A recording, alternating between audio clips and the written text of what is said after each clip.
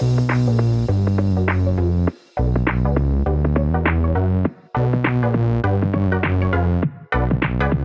welcome everybody to another episode of Chris and Dave's Reality Cast. I'm one of your hosts, Chris Phelps, and my co-host, our very good friend, is Mr. Dave Horrocks. Hey there, Chris, and hello to our listeners out there. Welcome to Chris and Dave's Reality TV Cast. We are covering Love Island UK Season 8, Episode 7. Now, really, it's our Episode 6, but I want to keep in line with the kind of Love Island numbering so we don't cover the unseen bits or anything. Chris, where would you like to start today? Well, Dave, I'm going to flip it back to you, my friend, because obviously every episode I've started with a name beginning with G.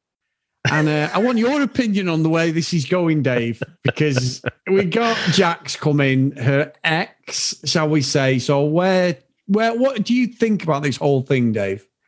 Well, I mean, you can't not sort of gravitate to the Gemma world, Gemma Island, because they keep ramming it down our chuffing throats.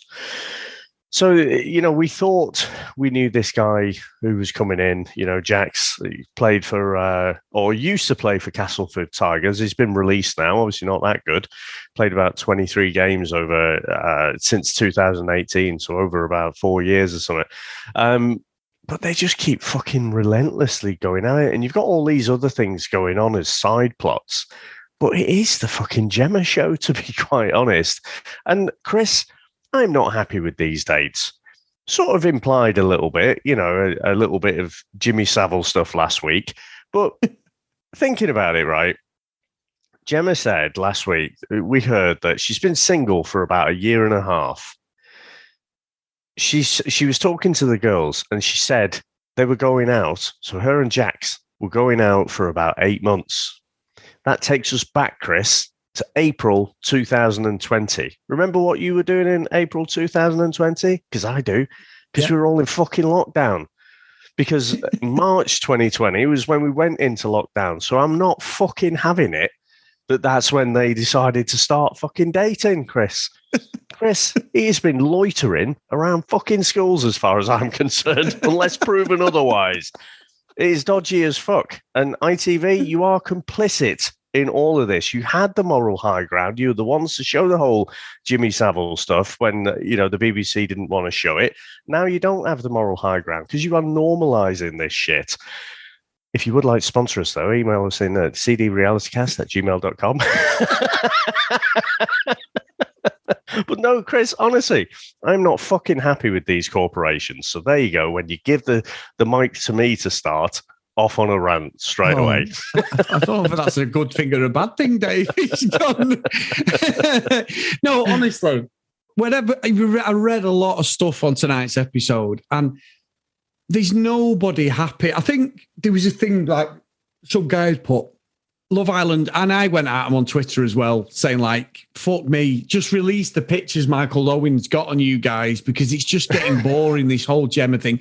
Made it worse. Jordan comes down before the episode starts and says to me, they're sending in another of her exes, and I'm going, that's why I'm thinking, like we were discussing it, weren't we, at the time, and you thought I meant this Jacques, and she went, no, another one, Dad. I went, you are fucking taking the piss. She went, yeah, apparently so.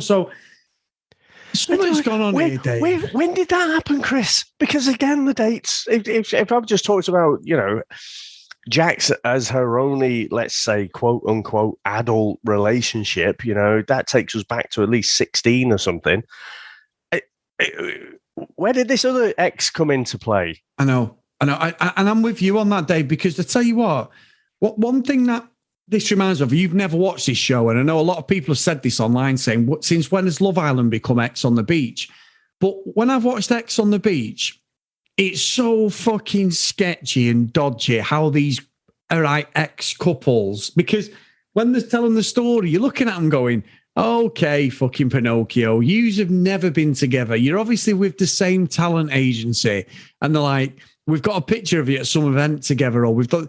I never believed that show at all, Dave. So basically, you'll get like four girls, four lads. They start off in this big hotel on a beach, and it's a great hotel. And some of them will be exes, someone.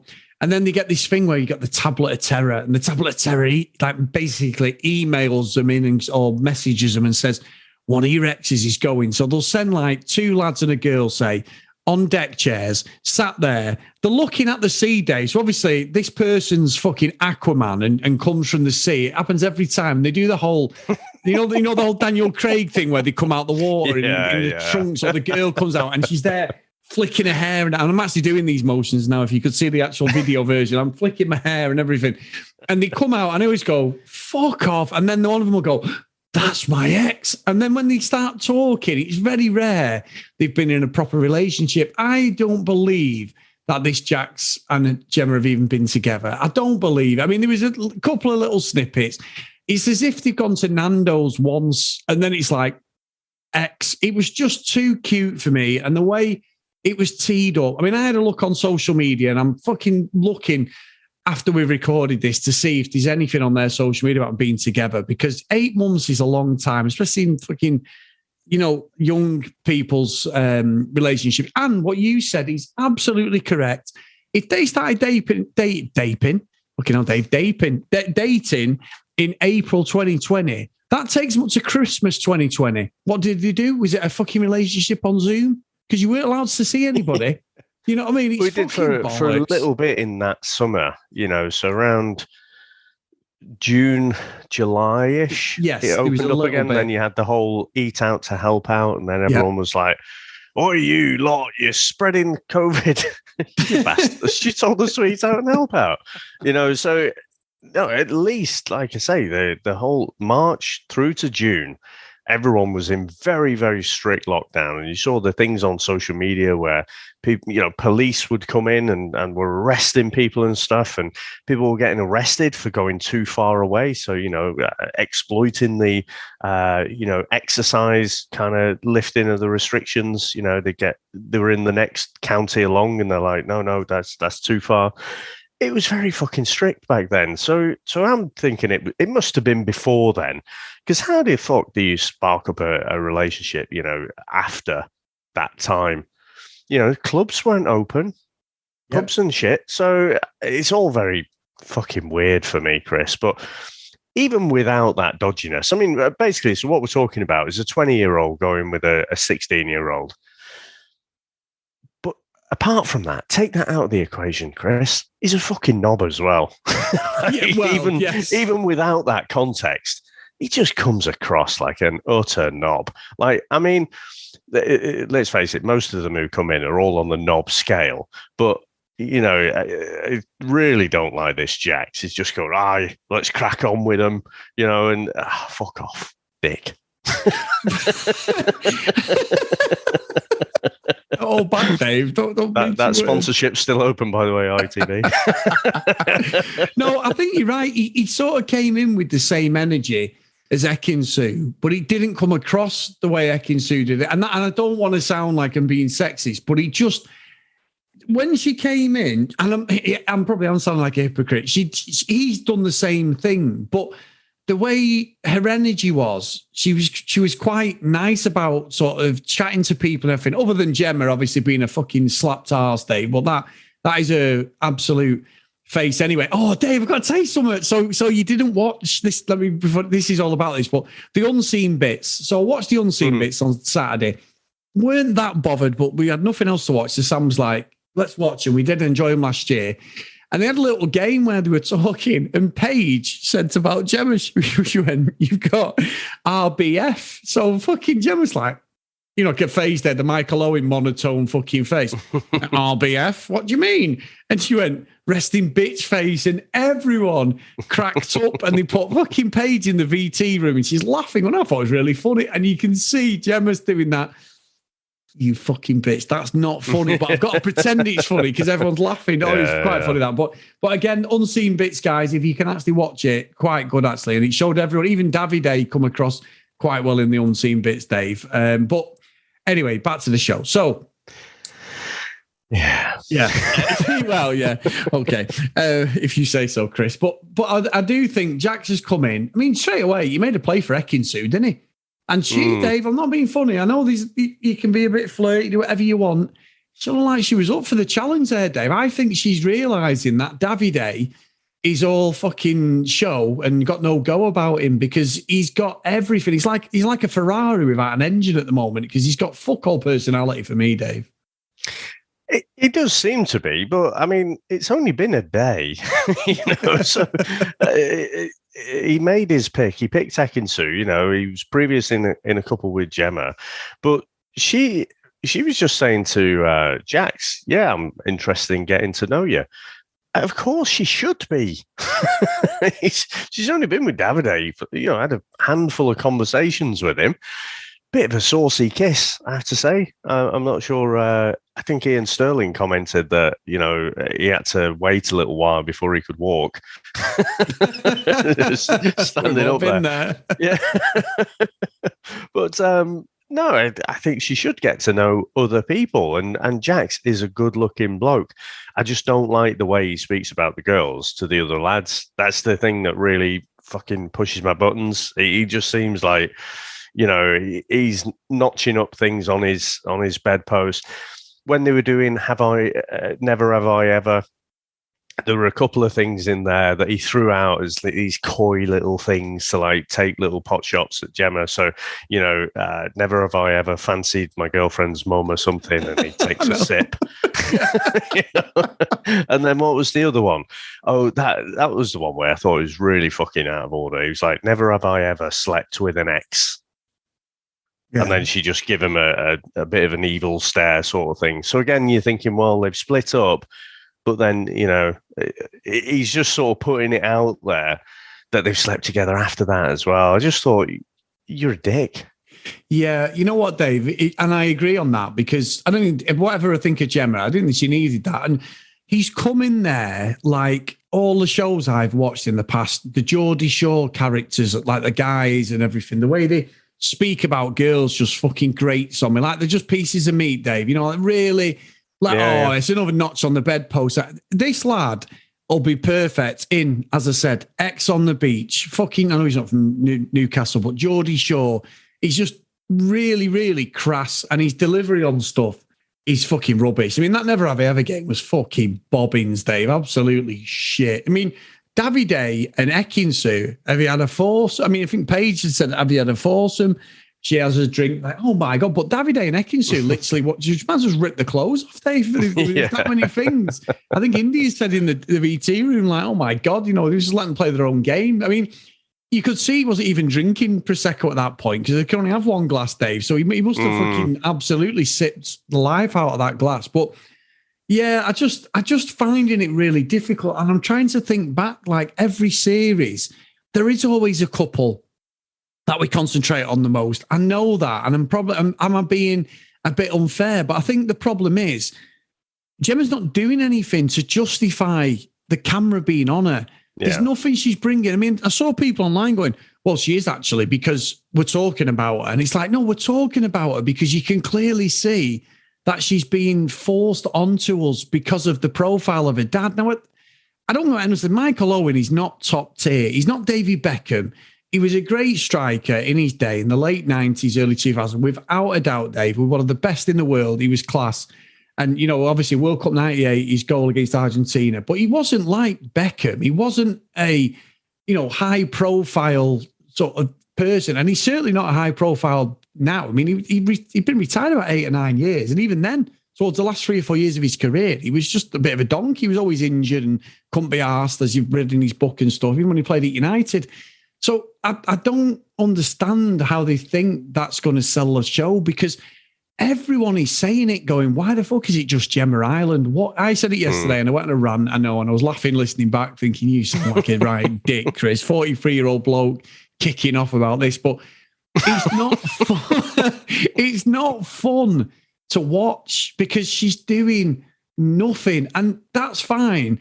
But I think the way the voting goes, she's going to be in there for a long time. So whether we like it or not, she's either got to come out of a shell and become a great contestant, we all like her or whatever, or we've just got to accept it because there's a lot of people saying, ITV, you are turning us off from watching the show because it's so forced and fake. Yeah. No, I think the way I look at it, we want to make our own minds up about who we like and who we don't like. It's not just, well, if you're giving 70% of the airtime to one contestant and whoever she's with at the time, then, we've almost got no choice. We're not seeing enough of the other couples, of the other people just interacting. And so I hope it does change. But I think that's a hope as opposed to what I actually think will happen. Yeah, I think you're right, because, I mean, talking about it again, just from the flip side, don't you think it's a bit weird the way Luke has got her in a fucking sleeper hold when they're sat together and he's like really, he's really fucking, for me, that's a bit of a red flag, to be honest, Dave. I've not minded Luca, but the way he's got Gemma in this sort of like figure four leg lock when they're on the fucking chair and he's like this, like, yeah, you're mine now. And she's like, yeah, you're going to have to graft a bit more. And he's like, yeah. And then gets her in this fucking, like, I mean, I'm saying all these resting terms, like a camel clutch. And you can see she's dead uncomfortable. She's really uncomfortable. Not knowing what that is, it sounds a bit wrong, but I'm sure it's not as, not as bad as what it sounds like for a non-wrestling fan. But I don't know. I mean, he clearly feels threatened. He's another one, though, isn't he? He's used to being top dog. He's got absolutely no issues at all with, stealing her off Davide. Yes. No issues with that at all. But when it happens, or when he's threatened, he's got a fucking face like a slapped arse on him, hasn't he? So again, I know there's a lot of people who really like Luca. I just think, he is quite funny at times. He does have the chat, but I wouldn't trust him as far as I could throw him. I don't think there's many I trust, to be honest. I mean, no. I think Paige in there seems like quite nice, quite normal. Yes. I think Dammy, Ikenna. I think there are people in there who seem a bit more authentic, but maybe if we saw them a bit more, Chris, we would actually not think that. But from what we've seen, at least, I think that way. Yeah, I agree, because someone had said online on Twitter, and I was reading it, and it was one of the girls who follows us, and she said, and she's right, she said, people are not feeling like Dammy and Amber because their relationship is actually growing at a normal rate. It's been 7 days. It's a slow burner.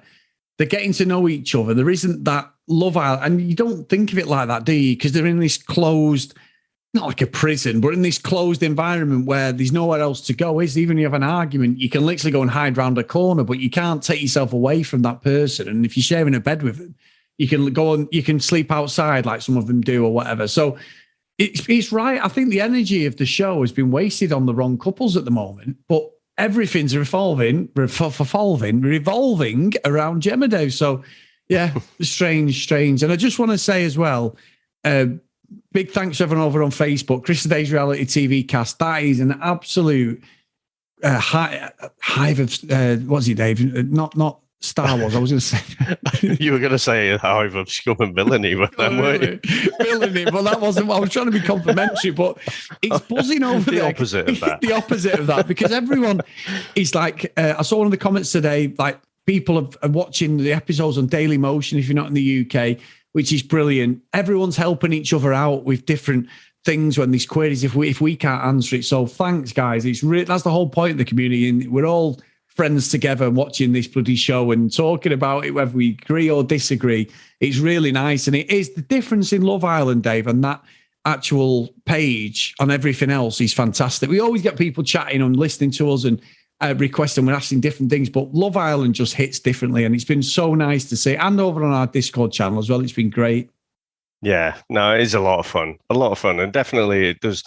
It steps up for us, doesn't it? When we kick off Love Island, it just, for whatever reason, just resonates that little bit more. We get a lot more kind of interaction. Yeah. But Chris, anything else on tonight's episode?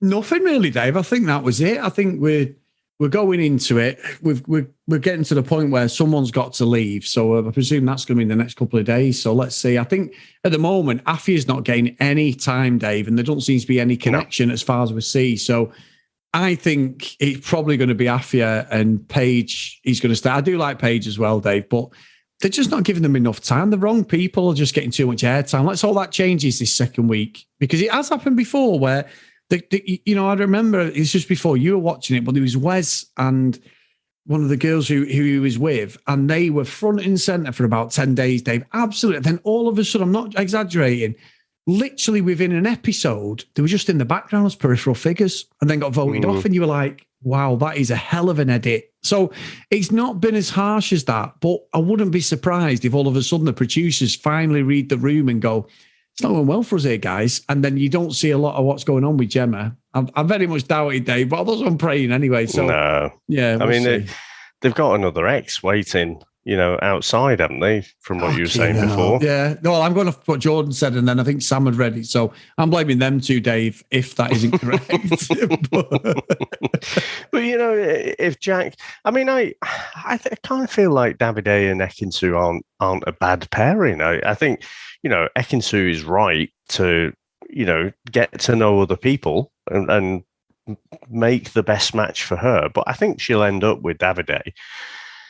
So, Paige, you mentioned there, she could end up with Jacques, maybe.